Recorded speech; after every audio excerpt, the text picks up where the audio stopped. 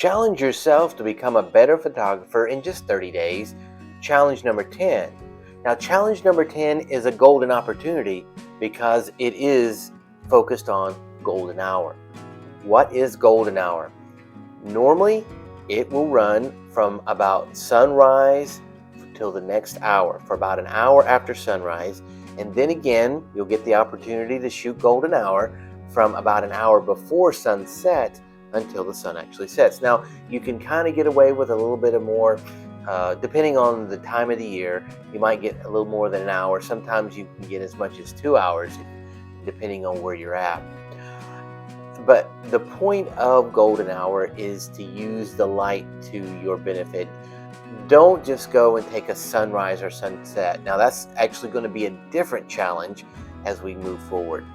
And be careful too not to just use the sun to create silhouettes, because if you remember, that was challenge number 3. And if you haven't done it yet, go ahead and check the card out here, and you can go directly to that challenge and see what that's all about. But again, this is a basic photography challenge. I'm not expecting you to have Lightroom experience or Photoshop experience or anything like that. And really don't use filters for this, because we're wanting you to develop the ability to think about lighting and develop your own style. Now, later on, if you're wanting to get that effect, that's a different thing. But use the existing light to create the images that you want. Now, there's 2 different ways you can use golden hour light.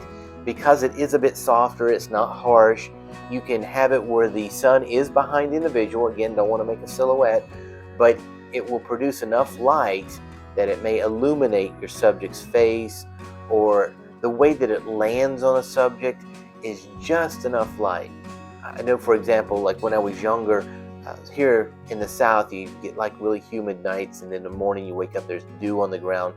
And so in the morning you'd see that dew, and then just a little bit later you wouldn't see it anymore. It's like, oh, it just dried off. Well, come to find out, it wasn't that it dried off, it's just the lighting had changed from where it was just enough to illuminate that water to it got long later where you didn't see it like you saw it earlier in the day. So it creates a certain effect. You can get the fog in the morning, things like that, with that softer light, warmer light of the golden hour.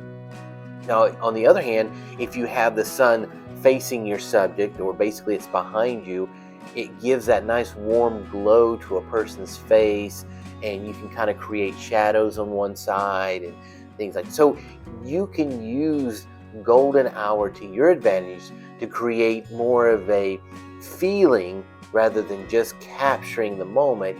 It captures a feeling. Continue with us. We have more challenges to come. We'd love to see your photos.